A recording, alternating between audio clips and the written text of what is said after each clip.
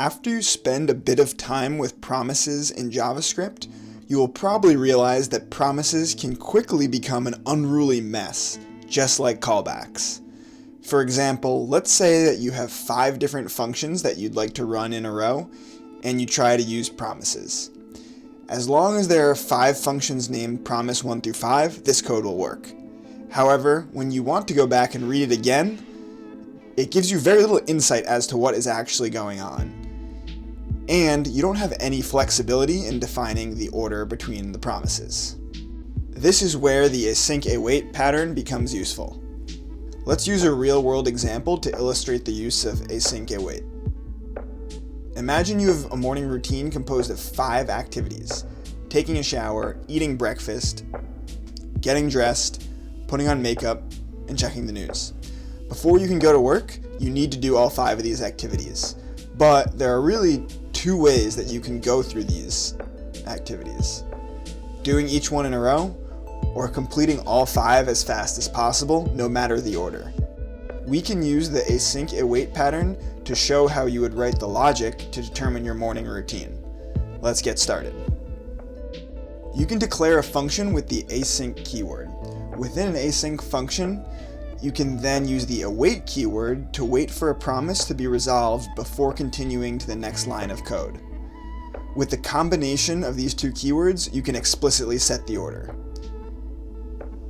Here's an example of an async function. We have now declared an async function called morning routine that takes 1 argument called start time. We will use this in the function to determine if we're going to be late for work or not, but we'll get more into that part later. Okay, now we need to start adding our morning routine.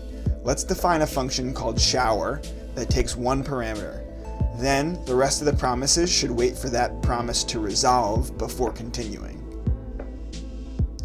Now we will pass the start time argument into the shower function. We will not continue to the next statement until that promise is resolved, and a value is returned and stored in step 1 finish time. Now let's pass the value in step 1 finish time to the next promise. Here's what that looks like. Here's what that code looks like in diagram form.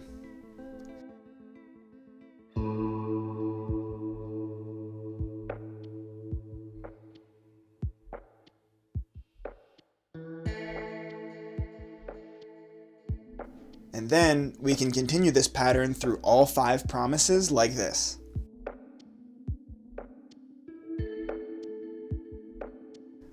So the morning routine function returns the value stored in step 5 finish time after each promise resolves.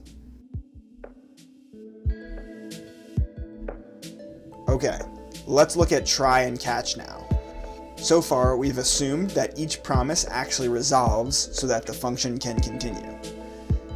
But what about when one of the promises throws an error? In real-world terms, let's say you run out of breakfast food, so you take too long in the shower, and then you need to text your boss to tell them that you will be late to work.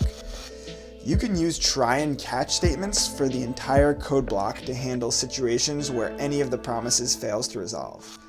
In this case, our catch statement should send a message to our boss. Here's what that looks like in code. Here's what the logic looks like when one of the promises throws an error in diagram form.